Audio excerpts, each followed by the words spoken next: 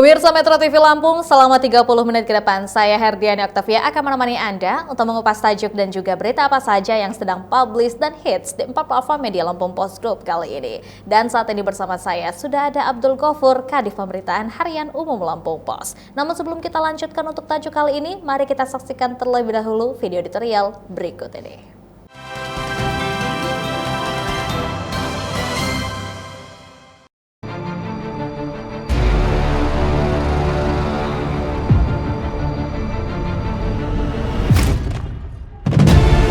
Memperjuangkan kesetaraan dari desa, peran perempuan dalam pembangunan nasional tumbuh signifikan. Saat ini banyak perempuan Indonesia turut andil dan mengambil peran sebagai tumpuan ekonomi keluarga. Bahkan, tingkat partisipasi angkatan kerja perempuan semakin meningkat dari tahun ke tahun, hal itu nampak terang benderang jika melihat data Badan Pusat Statistik, BPS. Pada Februari 2022 lalu BPS melansir prosi tenaga kerja perempuan mencapai 54,2%. Angka ini meningkat dibandingkan dengan jumlah tenaga kerja perempuan di tanah air pada 2021, yakni 49,9%, mengukur kesetaraan gender tak melulu soal kesempatan kerja. Indeks pembangunan gender dan indeks pemberdayaan gender nyatanya menunjukkan masih terjadi ketimpangan antara perempuan dan laki-laki. Ketimpangan ini terutama dalam distribusi jabatan maupun pendapatan, adalah fakta tak terbantahkan perempuan masih belum mendapat kesempatan setara dengan laki-laki di lingkup pekerjaan. Misalnya, kesempatan untuk memegang jabatan tinggi, seperti pemimpin perusahaan atau manajer. Pun halnya pada lembaga politik dan pemerintahan, upaya mensetarakan posisi perempuan dan laki-laki di berbagai sektor di Republik ini jelas masih menjadi pekerjaan rumah, PR, yang teramat besar. Untuk itu perlu ikhtiar lebih agar perempuan dan laki-laki benar-benar berada pada level kesetaraan dalam segala hal di ruang publik. Untuk itu, kita patut mendukung segala ikhtiar memberdayakan perempuan. Dibutuhkan dukungan dan kerjasama antara pemangku kepentingan lintas sektor untuk memberikan kesetaraan bagi perempuan. Jika tidak maka dapat dipastikan, pemberdayaan perempuan hanya menjadi slogan. Sebagai bentuk dukungan, Kementerian PPPA pun menginisiasi program Desa, Kelurahan Ramah Perempuan dan Peduli Anak, DRPPA.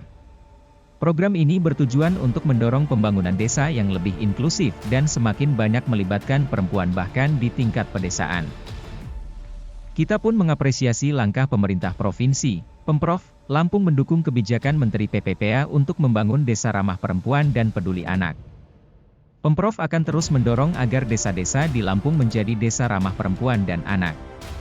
Pemprov jelas menyadari perlunya desa yang mengintegrasikan perspektif gender dan hak anak dalam tata kelola penyelenggaraan pemerintahan desa, pembangunan desa, serta pembinaan dan pemberdayaan masyarakat desa, yang dilakukan secara terencana, menyeluruh, berkelanjutan. Terlebih, Pemprov mencatat sejak 2017 tercatat sebanyak 2062 kasus kekerasan pada perempuan dan anak terjadi di Tanah Lado. Kasus ini tersebar di 15 kabupaten kota. Adapun total keseluruhan jumlah korban kekerasan anak dan perempuan yang terhadi sebanyak 2.338 orang, tentu akan amat sulit membayangkan perempuan Indonesia khususnya di Lampung memiliki kesempatan lebih dalam hal pendapatan dan jabatan jika masih bergumul dengan persoalan klasik yakni kekerasan.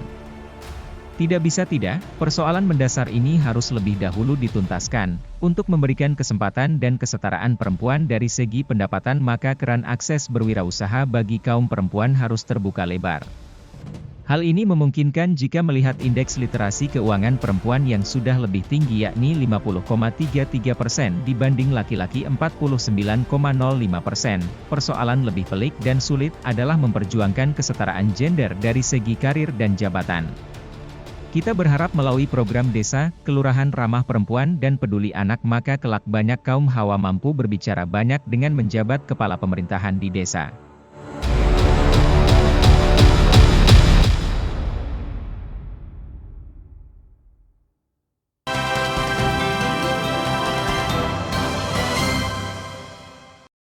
Oke Bang Agel, apa yang jadi sorotan dalam tajuk kali ini? Ya, tajuk Lampung Post kali ini itu mengangkat title-nya adalah memperjuangkan kesetaraan dari desa. Artinya memperjuangkan kesetaraan gender ya, tentu saja dari pelosok-pelosok desa. Nah, seperti apa sih sebenarnya kondisi saat ini dalam pemerataan peran, terutama bagi perempuan dari desa? Ya, sebenarnya kalau kita lihat ya, berdasarkan data statistik ya, demografi kita, menurut BPS, itu sebenarnya partisipasi perempuan ya dalam angkatan kerja di Indonesia itu semakin lama semakin baik ya. Di mana tahun 2022 ini, itu jumlah perempuan yang bekerja ya menjadi tulang punggung ekonomi keluarganya itu ada di kisaran angka 54,2%. Naik sekian persen dari 2021 itu sekitar 49,9%. Jadi ada peningkatan partisipasi kaum hawa nih untuk menjadi penopang ekonomi keluarganya. Baik. Tapi persoalannya melihat kesetaraan gender itu tidak hanya dilihat dari pekerjaan, ya, akses kesempatan kerja. Bisa dilihat lebih in-depth lagi ya, indeks pemberdayaan pengembangan gender itu melihat kesetaraan gender itu misalnya dari aspek kesempatan memperoleh jabatan-jabatan strategis ya, baik itu di perusahaan, di pemerintahan atau di lembaga-lembaga publik lainnya. Kemudian juga dari sisi pemerataan pendapatan gitu. Jadi kalau misalnya persentase di dunia kerjanya cukup tinggi, tetapi kaum perempuan itu masih berada pada level yang misalnya bawah, menengah, tapi minim sekali yang berada pada, kalau piramida itu kan level puncak, ya, artinya kesetaraan gender itu belum benar-benar terjadi di Indonesia, dan ini yang menjadi sorotan tajuk Lampung Pos. Artinya masih ada PR ya Bang ya, tentunya dalam kesetaraan gender ini, terutama tentunya dalam jabatan dalam sebuah perusahaan ataupun juga tentunya peran dalam sebuah pekerjaan. Nanti kita lanjutkan lagi obrolan kita Bang Agel, dan untuk Anda pemirsa Metro TV Lampung, tetaplah bersama kami dalam Bedah Tajuk Lampung Pos.